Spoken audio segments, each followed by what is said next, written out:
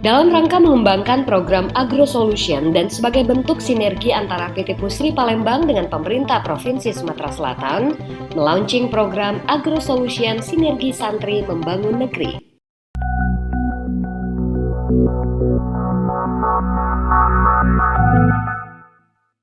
Bertempatan generasi milenial penerus bangsa. Tapi kita melihat bahwa potensi di pesantren cukup besar. Artinya kita mau mengajak para santri-santriwan ini untuk ikut membangun ekonomi. Artinya Pusri hadir di sini, kita akan memberikan pendampingan dari sisi pengetahuan, tata kelola pertaniannya, kemudian juga dari sisi teknologinya.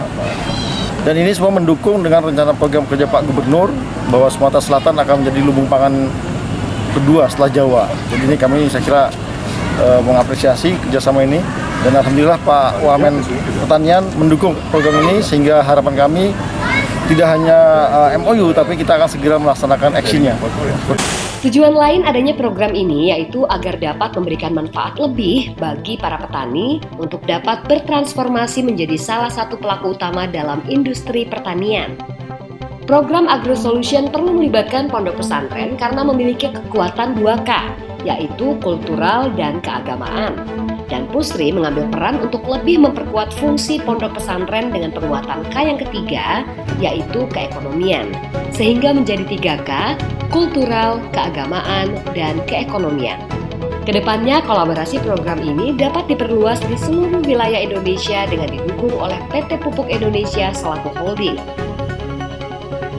Sementara itu, Wakil Menteri Pertanian atau Wamentan Republik Indonesia Harfiq Hasnul Kolbi yang juga langsung menyempatkan berkunjung ke pabrik PT Pusri memastikan kesiapan produksi dan stok pupuk subsidi pada musim tanam kedua tahun ini. Kegiatan ini merupakan rangkaian kunjungan kerja Harfiq untuk memantau kesiapan musim tanam dan memastikan pupuk tersedia untuk petani. Sebelumnya, Harfiq telah mengunjungi 3 produsen pupuk anggota holding Pupuk Indonesia lainnya, mulai dari Pupuk Kujang, Petrokimia Gresik, dan Pupuk Kalimantan Timur. Kunjungan kami dengan kawan-kawan di Kementerian Pertanian, saya selaku Wakil Menteri Pertanian, sangat senang sekali melihat bahwa ternyata apa yang disampaikan oleh kawan-kawan direksi Pusri ternyata memang sesuai.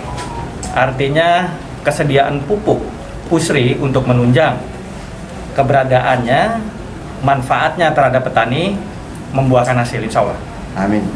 Dan program Agro Solution yang memang sudah diperkenalkan ke masyarakat tani, insya Allah mudah-mudahan bisa berjalan. Dari peninjauan tadi, kira-kira untuk stok pupuk sendiri di Indonesia ini gimana ya Pak ya, saat ini kondisinya? Ya alhamdulillah, insya Allah mudah-mudahan sih secara maksimal, bukan hanya Pusri ya, secara holding di sini ada Pak Eko,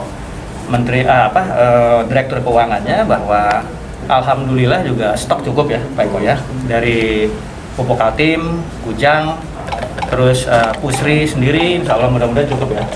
Insya Allah mudah-mudahan itu. Direktur Keuangan dan Investasi Pupuk Indonesia, Eko Taufik Wibowo, yang ikut mendampingi kegiatan Wamentan RI menambahkan bahwa stok pupuk subsidi telah disiapkan di gudang lini 1 atau produsen sampai dengan lini 4 atau kios resmi sebanyak 1,5 juta ton. Jumlah ini cukup untuk alokasi selama 6 minggu ke depan. Adapun rinciannya adalah pupuk Korea 689.000 ton, NPK Ponska 304.000 ton, ZA 198.000 ton, SP36 172.000 ton, dan pupuk organik petroganik 145.000 ton. Selain itu, Pupuk Indonesia juga tengah merevitalisasi pabrik Pusri 3B yang akan menggantikan pabrik pupuk urea lama milik Pusri yang telah beroperasi sejak 1976, yaitu Pusri 3 dan Pusri 4. Pusri 3B direncanakan akan beroperasi pada tahun 2024 dan memiliki kapasitas produksi pupuk urea sebesar 1,15 juta ton per tahun dan amoniak 660.000 ton per tahun.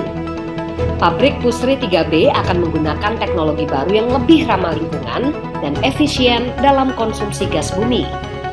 Adapun nilai efisiensi konsumsi gas bumi Pusri 3B diperkirakan mencapai 1,5 triliun rupiah per tahun. Dari Palembang, Sumatera Selatan, reporter Jane Fitria, kameramen Febrian, Palembang Baru TV mengabarkan.